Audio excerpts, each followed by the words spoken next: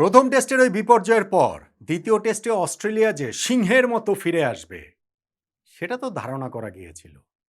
কিন্তু এই দ্বিতীয় টেস্টের প্রথম ইনিংসের বিপর্যয়ের পর বাংলাদেশ যে দ্বিতীয় ইনিংসে ম্যাচের অমন বাঘের মতো ফিরে আসবে সেটা কি ধারণা করা গিয়েছিল? মিচেল স্টার্কের জবাব যে আমাদের শরীফুল ইসলাম হতে পারবেন ধারণা করা গিয়েছিল। স্টার্কের 6 উইকেটের আগুনের জবাব যে আগুন দিয়েই শরীফুল দিবেন ভাবা গিয়েছিল। হ্যাঁ, ম্যাচের প্রথম দিন শেষে এখনো বাংলাদেশ আমরা অনেকখানি পিছিয়ে রয়েছি। হ্যাঁ, আমরা ব্যাটিংয়ে যে মাত্র 64 রানে অল আউট হয়েছি, এইটার কোনো এক্সকিউজই হতে পারে না। কিন্তু এরপরে শরীফুল তথা বাংলাদেশের বোলাররা ম্যাচে বাংলাদেশকে যেভাবে ফিরিয়েছেন, সেইটা আসলে প্রশংসার দাবিদার নিঃসন্দেহে। অস্ট্রেলিয়া প্রথম দিন শেষ করেছে ৮ উইকেটে ১৬৫ রানে। এখনও তারা ১০১ রানে এগিয়ে রয়েছে। শেষ ২টা উইকেট হাতে আছে। অবশ্যই ম্যাচের নাটাই অস্ট্রেলিয়ার হাতে। অবশ্যই সেকেন্ড টেস্টে খুবই শক্ত হাতে অস্ট্রেলিয়া এখন লাগামটা ধরে রেখেছে। কিন্তু বাংলাদেশের জন্য অবস্থাটা আরো কত খারাপই না হতে পারত। আমাদের ওরকম ভয়াবহ ব্যাটিং বিপর্যয়, যেটাও আসলে শেষে গিয়ে একটু ভালোই দেখাচ্ছে, ভদ্রস্ত দেখাচ্ছে। কেননা আমরা টেস্ট ক্রিকেট ইতিহাসের, অস্ট্রেলিয়ার মাটির টেস্ট ক্রিকেট ইতিহাসের, অস্ট্রেলিয়ার বিপক্ষে টেস্ট ক্রিকেট ইতিহাসের, আমাদের নিজেদের টেস্ট ক্রিকেট ইতিহাসের সবকিছুরই সর্বনিম্ন রানে অল আউট হয়ে যাওয়ার একটা আশঙ্কার সামনে ছিলাম। শেষ পর্যন্ত 64টার আমি বলছি ভদ্রস্ত দেখাচ্ছে। তারপরেও কিন্তু ভাই ম্যাচ থেকে বাংলাদেশ প্রথম দিনই পুরোপুরি ছিটকে যেতে পারত। সেই পথেই অস্ট্রেলিয়া এগোচ্ছিল, কিন্তু সেটা হতে দেননি বাংলাদেশের শরীফুল ইসলাম। এই ম্যাচে একাদশে ঢুকে বাঘের বিক্রমে তিনি লড়াই করেছেন, চোখে চোখ রেখে আগুনের জবাব আগুন দিয়েই তিনি দিয়েছেন।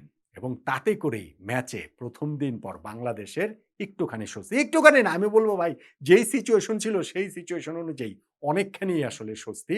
এই যে প্রথম দিনের খেলাটা হলো সেইখানটাতে আসলে মোমেন্ট অফ দ্য ডে কোনটা, ওভারঅল সবকিছু মিলিয়ে এই আলোচনাটা করছি। দেখেন, আমরা ৬৪ রানে অল আউট হয়েছি। আমি বলেছি এটার কোনো এক্সকিউজই নাই। আমাদের ১২ রানে প্রথম ৫ উইকেট চলে গিয়েছিল। যেই ৫টা উইকেটই তুলে নিয়েছেন অস্ট্রেলিয়ার মিচেল স্টার্ক। তার প্রথম ২২ বলে টেস্ট ক্রিকেট ইতিহাসে এর চেয়ে কম বলেও ৫ উইকেট তুলে নেওয়ার রেকর্ড তার নিজেরই রয়েছে। ১৫ বলে গত বছর ওয়েস্ট ইন্ডিজের বিপক্ষে তিনি নিয়েছিলেন। যখন আমরা ১২ রানে ৫ উইকেট হারিয়ে ফেললাম, তখন বাংলাদেশের সামনে কিন্তু সেই আশঙ্কার জায়গাটা ছিল যে আমরা না আসলে কত কমে অল আউট হয়েছি। তো ৬৪ পর্যন্ত আমরা যেতে পেরেছি। আচ্ছা ঠিক আছে, সেই এই ব্যাটিং ইনিংসের জায়গাটাতে আমি আসি। আমি বললাম যে এরপরে আমাদের কামব্যাকটা দেখেন। অস্ট্রেলিয়া যে এইভাবে ফিরেছে সেইটাতে অনেকেই অবাক হননি। কিন্তু বাংলাদেশ যেইভাবে আমরা ফিরলাম ৬৪ তে অল আউট হয়ে যাওয়ার পর বল হাতে নিয়ে আমাদের যে প্রত্যাবর্তনটা, ধরেন শুরুতেই ম্যাট রেনশোর উইকেটটা তাসকিন আহমেদ তুলে নিলেন, স্লিপে তিনি ক্যাচ দিয়ে আউট হলেন। শরীফুল ইসলামকে বোলিংয়ে আনা হলো 8th ওভারে এবং এসেই তিনি ১ ওভারে ২টা উইকেট তুলে নিলেন। ব্যাক অফ লেন্থের বলটা ভেতরে ঢুকিয়েছিলেন ট্রাভিস হেডের, ইনসাইড এজ হয়ে প্লেড অন হয়ে তিনি আসলে বোল্ড হয়ে আউট হয়ে গেলেন। মার্নাস লাবুশনের লেগ স্ট্যাম্পের বলটাও তার থাই প্যাডে লেগে তিনি হচ্ছে গিয়ে স্ট্যাম্পে গিয়ে তিনি বোল্ড হয়ে গেলেন। শরীফুলের এই জোড়া উইকেটে এবং তাসকিনের শুরুর উইকেটে কিন্তু আমরা ৪১ রানে অস্ট্রেলিয়ার ৩ উইকেট তুলে নিলাম। ৫০ রানে ৩ উইকেট নিয়ে তারা আসলে টি ব্রেকে যায়। কিন্তু ম্যাচের লাগাম তখনও অস্ট্রেলিয়ার কাছে প্রবলভাবে এবং 4th উইকেট পার্টনারশিপে স্টিভেন স্মিথ ও ক্যামেরন গ্রিন যেভাবে ব্যাটিং করছিলেন তাতে মনে হচ্ছিল যে টেস্ট ম্যাচটা ৫ দিনের, তবে প্রথম দিনেই এই ম্যাচের বিজয়ী দলের নাম লেখা হয়ে যাবে অস্ট্রেলিয়া। ওই 4th উইকেট পার্টনারশিপে তারা ৭৭ রান জুড়ে দেন এবং সেই সময় গিয়ে শরীফুলের ম্যাজিক আবারও বোলিংয়ে তাকে আবারও ফেরালেন ক্যাপ্টেন নাজমুল হোসেন শান্ত। ফার্স্ট স্পেলটা তিনি টি এর আগে পরে ৫ ওভার করেছিলেন এবং তারপরে যখন তাকে ফিরিয়েছেন ওই টি এর পরে এবং ফিরে তিনি প্রথম ওভারেই আবারও উইকেট এবং সেইটা বিগ ফিশ স্টিভেন স্মিথের, যাকে আউট করা যাবে বলে মনেই হচ্ছিল না। 42 রান তিনি করে ফেলেছিলেন অনায়াস স্বচ্ছন্দে। মানে পানির মধ্যে মাছ যেভাবে সাঁতার কাটে, ক্রিজের মধ্যে স্টিভেন স্মিথের রান করাটা ঐরকমই মনে হচ্ছিল এবং সেইখানটাতে এসে শরীফুলের আরও একটা ইনকামিং যে ডেলিভারি, সেই ইনসুইংয়ে রং লাইনে খেলতে গিয়ে স্টিভেন স্মিথ পরাস্ত হলেন। তিনি ডিআরএস নিয়েছেন আম্পায়ারের এলবিডব্লিউ সিদ্ধান্তের বিপরীতে গিয়ে, কিন্তু দেখা গেছে সেটা আম্পায়ার্স কলে তিনি আউট হয়ে গেছেন। নিজেকে তিনি আনলাকি ভাববেন, ভাই আমাদের ইনিংসেও তো শান্তর ক্ষেত্রেও তাই হয়েছে, আম্পায়ার্স কলেই তিনি এইভাবে এলবিডব্লিউ হয়েছেন সেই আম্পায়ার কুমার ধর্মসেনার কলটাতে। ফলে অত আনলাকি ভাবার কিছু নেই। কিন্তু এই যে শরীফুলের ব্রেক থ্রু সেইটা বাংলাদেশের জন্য ভাই ভীষণ প্রয়োজন ছিল। তা না হলে ম্যাচটা বাংলাদেশের হাত থেকে পুরোপুরি ছুটে যাচ্ছিল। এরপরে ৩১-৩০ ওভার, প্রথম ৩০ ওভার মেহেদী হাসান মিরাজকে বোলিংয়ে দেওয়া হয়নি। ৩১ নম্বর ওভার একটা ওভারে এই দিন তিনি বোলিং করেছেন এবং বোলিংয়ে এসেই তিনি অ্যালেক্স কেয়ারি তাকে মারতে গিয়েছেন এবং টপ এজ হয়ে তার উইকেটটা তুলে নিয়েছেন। শরীফুল ওই স্পেলেই আবার ১ ওভারে যখন ২ টা উইকেট তুলে নিলেন, বাউ ওয়েবস্টারকে আরো একটা ভেতরে ঢোকা ইনসুইং বলটাতে বিট করে এলবিডব্লিউ করেছেন এবং প্যাট কামিন্সকে বাউন্সারে তিনি যখন হচ্ছে গিয়ে ক্যাচ দিয়ে আউট হতে বাধ্য করলেন, শরীফুল ইসলামের ইনিংসে ৫ উইকেট হয়ে গেল। ইনফ্যাক্ট তারপরের ওভারটাতে তিনি আরো একটা উইকেট তুলে নিয়েছেন, মিচেল স্টার্ককে তিনি বোল্ড করেছেন। সো শরীফুলের অস্ট্রেলিয়ার মাটিতে প্রথম টেস্ট খেলতে নেমেই তিনি ৬ উইকেট নিয়ে নিলেন। প্রথম টেস্টে আমাদের হাসান মাহমুদ যেই কীর্তিটা করেছিলেন, এই টেস্টে ইবাদত হোসেনের জায়গায় একাদশে ঢুকে শরীফুল ইসলাম সেই কীর্তির পুনরাবৃত্তি করলেন। দিন শেষ করেছে অস্ট্রেলিয়া ৮ উইকেটে ১৬৫ রানে। ক্যামেরন গ্রিন 50 পেরিয়ে নট আউট হয়েছেন, তার সঙ্গে নাথান লায়ন রয়েছেন। এখন আপনি দেখেন যে বাংলাদেশ যখন ৬৪ রানে অল আউট হয়ে গিয়েছে, তারপরে যখন স্পেশালি অস্ট্রেলিয়ার ওই 4th উইকেট পার্টনারশিপে যখন 77 রান করে ফেলেছে স্টিভেন স্মিথ এবং ক্যামেরন গ্রিন, মনে হচ্ছিল না যে এই দিন অস্ট্রেলিয়া আসলে কোথায় নিয়ে শেষ করবে, সেখান থেকে ম্যাচে আর বাংলাদেশকে কোথাও খুঁজে পাওয়া যাবে না। সেই জায়গাটা থেকে আমাদের কি দুর্দান্ত কামব্যাকটা হলো এবং সেই কামব্যাকের অবশ্যই বড় কৃতিত্ব শরীফুল ইসলামের। অবশ্যই আমাদের ক্যাপ্টেন নাজমুল হোসেন শান্তকেও ক্রেডিট দিতে হবে, স্পেশালি তার ফিল্ড প্লেসমেন্ট, স্পেশালি তার বোলিং চেঞ্জ। শরীফুলকে ফার্স্ট চেঞ্জে এনে উইকেট পেয়েছেন, জোড়া উইকেট। টি এর পরের সেশনে প্রথমে এনেই জোড়া উইকেট পেয়েছেন, মিরাজকে একটা ওভার করেছেন, সেখানটাতে উইকেট পেয়েছেন। ফলে ফ্যান্টাস্টিক ক্যাপ্টেন্সিও এই জায়গাটাতেও হয়েছে। কিন্তু তারপরও প্রথম দিন শেষে আমরা পিছিয়ে আছি। বেশ খানিকটাই পিছিয়ে আছি। ১০১ রানে আমরা পিছিয়ে আছি এবং সেই পিছিয়ে থাকার দায় আমাদের ব্যাটসম্যানদের এবং কিছুটা আমাদের দুর্ভাগ্যের। দেখেন, আমি গতকালকে একটা ভিডিও করেছিলাম, সেখানে বলেছিলাম যে এই টেস্টটা বাংলাদেশের ভালো করতে হলে ২ টা জিনিস দিকে আসলে আমাদের পক্ষে আসতে হবে। একটা আমাদের হাতে নাই, আরেকটা হাতে আছে। হাতে নেই কি, সেটা হচ্ছে গিয়ে টস। টস বাংলাদেশ জিতলে আগে বোলিং করাটা গুরুত্বপূর্ণ বলেছিলাম, কিন্তু আমরা টস হেরে গেছি। অস্ট্রেলিয়া আগে বোলিং নিয়েছে, ফলে ওই জায়গাটাতে এটা আমাদের হাতে ছিল না। আর ২ নাম্বার যেটা করার করণীয় ছিল, সেটা হচ্ছে গিয়ে আমাদের ব্যাটিংটা ভালো করতে হবে। বোলারদের উপরে আস্থা আছে। আমি কালকেই বলেছিলাম, অবশ্যই আমাদের বোলাররা ভালো করছেন, ভালো করবেন। ব্যাটসম্যানরা কেমন করেন তার উপরে এই টেস্ট ম্যাচটা আসলে নির্ভর করছে। আমাদের ব্যাটসম্যানরা ওই জায়গাটাতে ফেল করেছেন, মিজারেবলি ফেল করেছেন। হ্যাঁ, এখানে মিচেল স্টার্ক দুর্দান্ত বোলিং করেছেন। ১২ রানে তিনি ৫ উইকেট নিয়ে নিয়েছেন। একেবারে নিজের প্রথম ২২ বলে ৫ উইকেট নিয়ে নিয়েছেন। কিন্তু ভাই, টেস্ট ম্যাচ তো টেস্ট হবেই। সেই টেস্টে যদি, সেই পরীক্ষায় যদি উত্তীর্ণ ব্যাটসম্যানরা না হতে পারেন, তাহলে আসলে কি করণীয়? আমাদের এই যে প্রথম ৫ জন ব্যাটসম্যান আউট হয়েছেন, সাদমান ইসলাম ইনিংসের একেবারে প্রথম ডেলিভারিটাতে তিনি মিড উইকেটে খেলতে গিয়ে এই আউটসাইড এজ নিয়ে তিনি আউট হয়ে গেলেন।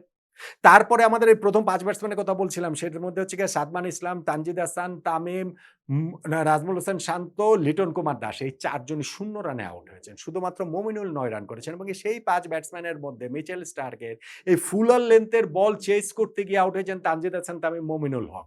আমাদের এখানে লিটন কুমার দাস, তিনি হচ্ছে গিয়ে আগের বলটাতে লাইফ পেয়ে পরের বলে এলবিডব্লিউ হয়ে গেলেন। শুধুমাত্র শান্ত বলতে পারেন যে না, ঠিক আছে, একটু আনলাকি। ওই যে দেন এগেইন স্টিভেন স্মিথের সঙ্গে একটু কাটাকাটি, যে আম্পায়ার্স কলে গিয়ে তারা আউট হয়েছেন। তো ১২ রানে যখন আমরা ৫ উইকেট হারিয়ে ফেলি, তখন মনে হচ্ছিল যে টেস্ট ক্রিকেট ইতিহাসে সর্বনিম্ন রানের স্কোরটা নিয়ে বাংলাদেশ গড়ে ফেলে। যেটা ১৯৫৫ সালে ২৬ রানে অল আউট হয়ে গিয়েছিল নিউজিল্যান্ড ইংল্যান্ডের বিপক্ষে অকল্যান্ডে। ২১ রানে যখন মুশফিকুর রহিমও আউট হয়ে গেলেন। এই ১০০ টেস্ট খেলার পরেও সেই যে ভেতরে ঢোকা বলেই তিনি বোল্ড হয়ে গেলেন। তখন মনে হচ্ছিল যে না, এখনো বাংলাদেশের পক্ষে সম্ভব। গত বছর কিন্তু এরকম একটা পরিস্থিতি ছিল। ওয়েস্ট ইন্ডিজের বিপক্ষে অস্ট্রেলিয়া কিন্তু ওই রেকর্ডটাকে থ্রেট করছিল। ফাইনালে গিয়ে অস্ট্রেলিয়ার বিপক্ষে ওয়েস্ট ইন্ডিজ ওই ২৬ পেরিয়ে ১ রানে গিয়ে ২৭ রানে অল আউট হয়েছিল। সো আমরা যখন ২১ রানে ৬ নাম্বার উইকেট হারিয়ে ফেললাম মুশফিকের, তখন মনে হচ্ছিল যে না, ওইটাও আসলে সম্ভব হলেও হতে পারে। যাই হোক, সেটা আর হয়নি। লাঞ্চ পর্যন্ত আমরা আর উইকেট হারাইনি। বিরাট কৃতিত্ব। আমাদের হচ্ছে গিয়ে ৩৫ রানে ৬ উইকেট নিয়ে আমরা গিয়েছি। অস্ট্রেলিয়ার মাটিতে, মানে অস্ট্রেলিয়ার হচ্ছে গিয়ে টেস্ট ক্রিকেটের সর্বনিম্ন রানটা আমরা পেরোলাম। অস্ট্রেলিয়ার বিপক্ষে সর্বনিম্ন রানটাও আমরা পেরোলাম, যেটা ২৭ রান বললাম গত বছর ওয়েস্ট ইন্ডিজে। আর অস্ট্রেলিয়ার মাটিতে সর্বনিম্ন রান যেটা ছিল, সেটা হচ্ছে গিয়ে সাউথ আফ্রিকা অস্ট্রেলিয়ার বিপক্ষে ১৯৩২ সালে করেছিল ৩৬ রান। সেইটাও আমরা পেরিয়ে গেলাম লাঞ্চের পরে। তবে লাঞ্চের পরে গিয়ে আমরা ওই যে দ্রুতই আরো ৩৫ রানে ৬ উইকেট থেকে ৩৯ রানে ৯ উইকেটে পরিণত হয়ে যাই এবং তখন মনে হচ্ছিল যে বাংলাদেশ নিজেদের সর্বনিম্ন রানটা অন্ততপক্ষে বোধহয় করেই ফেলছে, যেটা ২০১৮ সালে ৪৩ রানে আমরা অল আউট হয়েছিলাম ওয়েস্ট ইন্ডিজের বিপক্ষে। সেইটাও আমরা পেরিয়ে গেছি লাস্ট উইকেটে পার্টনারশিপে শরীফুল ইসলাম এবং তাইজুল, তারা যখন ২৫ রান অ্যাড করেন। সর্বোচ্চ মানে ওই যে এই স্কোরটা ২৫ রানটাই এই ইনিংসের সর্বোচ্চ জুটি এবং লাস্ট যে ১১ নম্বর যে ব্যাটসম্যান আমাদের শরীফুল ইসলাম তার ওই ১৪ রানের ইনিংসটাই সর্বোচ্চ। ভাই একটা দল ৬৪ রান করেছে এইখানটাতে আর কি কেলেঙ্কারির রেকর্ড-টেকর্ড সেটা তো আসলে বুঝতেই পারছেন। এবং তাতে মুষড়ে গিয়ে ঘাবড়ে গিয়ে টেস্ট ম্যাচের ১ম দিনই বাংলাদেশের ছিটকে পড়তেই বাংলাদেশ পারত। কিন্তু সেই জায়গাটা থেকে বাংলাদেশ যেভাবে আসলে ঘুরে দাঁড়ালো সেইটাকে আসলে একটুখানি ক্রেডিট দিতে একটুখানি না হিউজ ক্রেডিট দিতে হবে। আমাদের ব্যাটসম্যানরা যাচ্ছেতাই করেছেন, কিন্তু আমাদের বোলাররা অসাধারণ করেছেন। আমাদের ব্যাটসম্যানদের যত মানে এই যে এই ম্যাচটাতে ৬৪ রানে অল আউট যত কিছুই বলেন ভাই, উইকেট বলেন, টস বলেন, মিচেল স্টার্কের এরকম তেতে থাকা বলেন, অস্ট্রেলিয়ার এরকম ঝাঁপিয়ে পড়ার এই উদগ্র অবস্থাটার কথা বলেন, কিন্তু সবকিছুর পরও ৬৪ রানে অল আউট হওয়াটা ভাই এটা মেনে নেওয়া যায় না। এটা কোনোভাবেই আসলে হতে পারে না। সেইখান থেকে আমাদের বোলাররা আমাদেরকে ম্যাচে ফিরিয়েছেন। ৮ টা উইকেট তুলে নেয়, স্পেশালি শরীফুলের ওই ৬ উইকেট।